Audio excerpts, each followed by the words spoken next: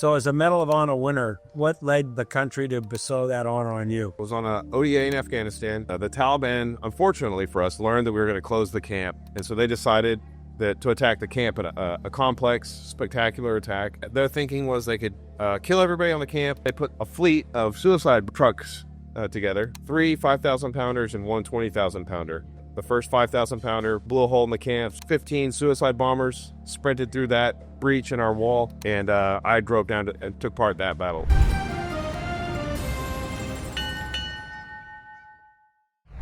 We're having a beer with Fred, and I'm sitting here at Sea Dog Treasure Island, and we had the unique situation where we had a Medal of Honor winner. Well, winner, I guess, is not the best term, but recipient, which, I have a great respect, and I never served in the military. In a lot of strange ways, I feel very connected to the military, having grown up with my dad was a veteran, and we ran a home for veterans in Gray, Maine. It's an honor, and I appreciate you taking the time to sit down with us. Oh, my pleasure. So give us a little bit of your background story. I grew up in middle of nowhere, Oklahoma. Joined the Marine Corps right out of high school. I was on my very first deployment when 9/11 happened. So I was actually forward deployed in Okinawa, Japan. No way. And then for us, the attacks were in the middle of the night. That was a big deal for me because it went from super cool, a military adventure. Yeah, we didn't think there was any bad people. Everybody's getting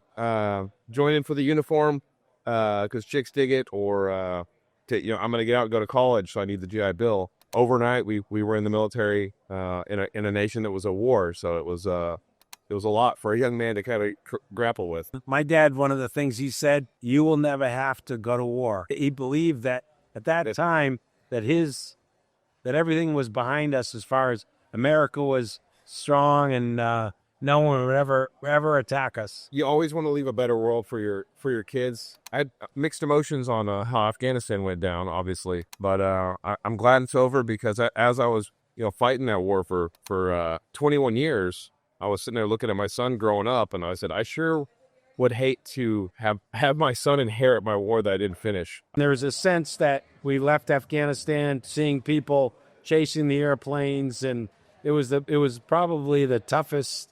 I'm sure for you it was this distressing moment. It was. I hoped for better for the Afghan people. It was not lost on me that there were more people at the airport in Afghanistan trying to leave than were in the Taliban across the country. Right.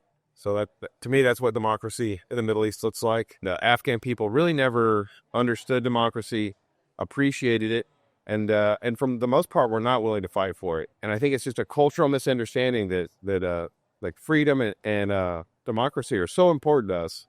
We can't understand when people don't want it. I came in there as a younger man, but really tried to inspire the Afghans I worked with. Yeah, by telling them cool stories of America, and I just think they didn't believe me. My intent was that they were like, maybe we could do this with Afghanistan. Yeah, and they didn't want to. I think at the end of the day, there's no perfect society, no perfect world.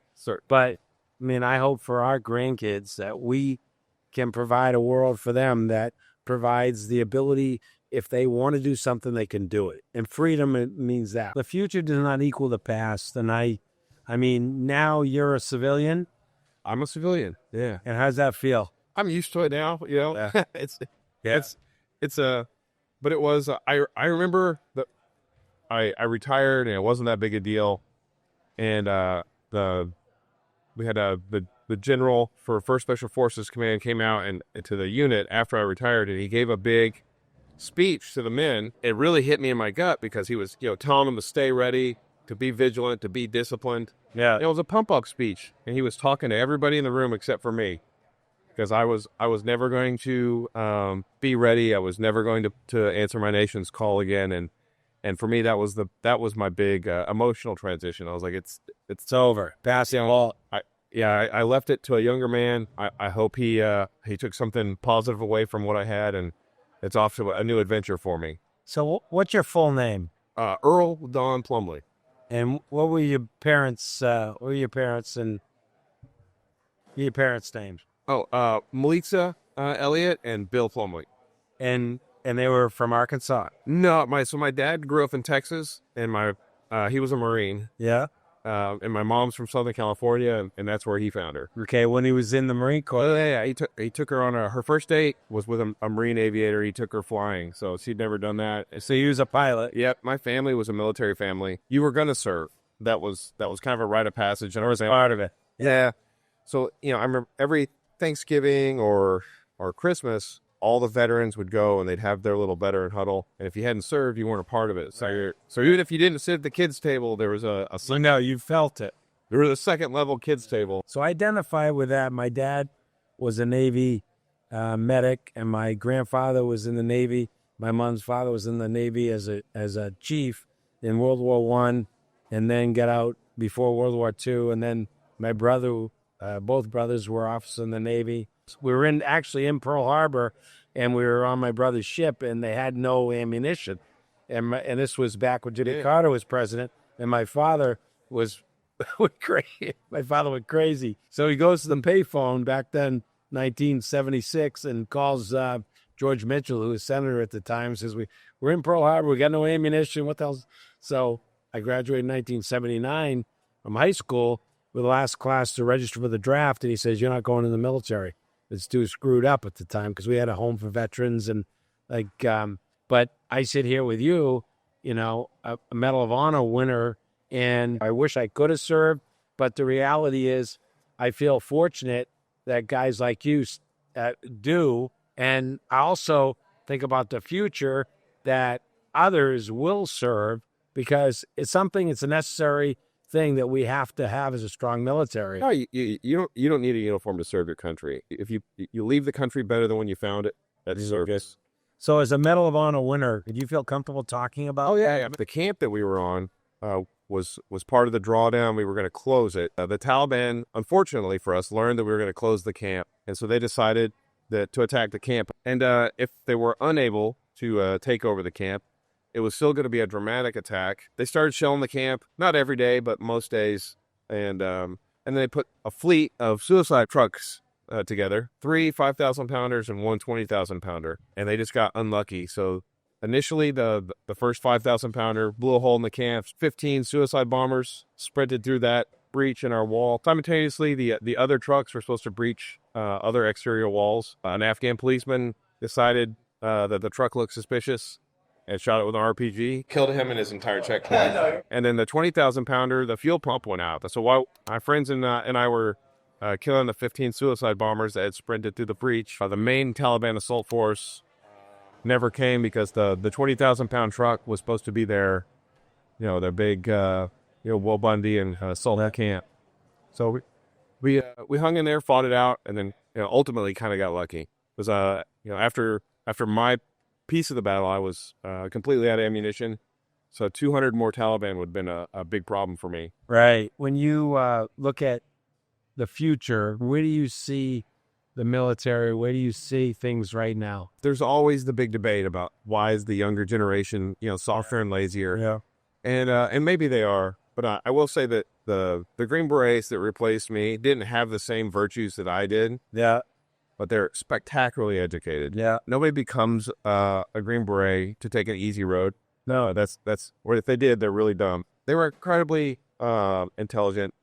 Take the technology, just rapidly do things that I didn't know were possible. Right. And so they operate differently than me. Right. And as you can see, the war in Ukraine, that's that same generation of people that were like, I can put a bomb on this drone and I can serve my country with this drone. And it's not something I would have thought of. So the next generation that's coming is just as patriotic. Yeah.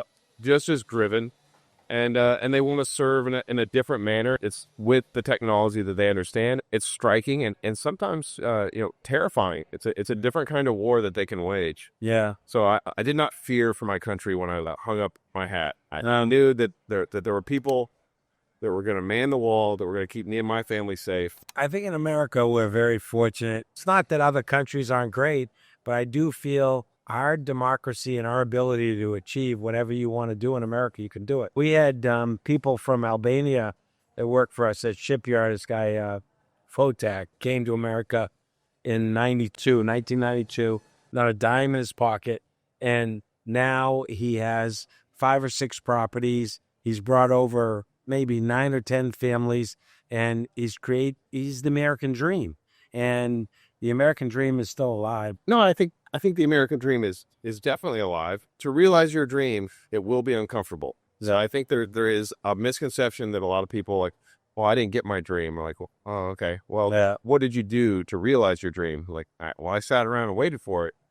I'm a really good person. And I'm like, well, the world doesn't care. That's what a lot of Americans don't understand, is that in certain countries, depending on your name or your village or your tribe, it doesn't matter how smart you are. It doesn't matter how driven you are. You're not allowed to succeed. Yeah. And that's not the case in the United States. No. Maybe your business plan is terrible, but it can't fix that. But you get a chance. Yeah. And you get multiple chances. You could start a business, and if it fails, unless you cheated, you don't end up in prison. You get a chance to learn your lesson and try again. Well, and the opportunity is very vast, and people with energy and ideas can do a lot. So what's your next 3 years look like? I'm trying to make up for two things. To chase my dream. I realized my dream. I was a special operator. I served my nation as far forward as I could, but at the expense of it doesn't pay well. I mean, it paid my soul, but the bank doesn't take soul. Well, in other words, and time with my family. So I'm trying to make money, and I want to spend as much time with my family as possible. And that's why I got my son back there. Yeah. We went fishing today. Yeah. And had a great time. I work for Saab. We make a hell of a rocket launcher, though. Oh, nice. So I do business development for them, which is great. It's a great company. Yeah. Premier products, and I like pretty much everything that we make. Yeah.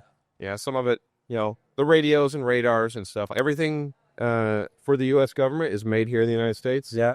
And we're actually opening a plant up in Grayling, Michigan. We're trying to bring those manufacturing jobs back to the United States. That's awesome. We don't make anything cheap, so everybody that works for us is well paid. Well, they're of value, so your value is realized here. Yeah. That's very cool. It's like a blessing that I got the opportunity to meet you. And it's a sincere honor, and there's no way that I can repay you. Making America free. Well, keep making good beer. I'll do that. I'll do that. Half of it. Cheers.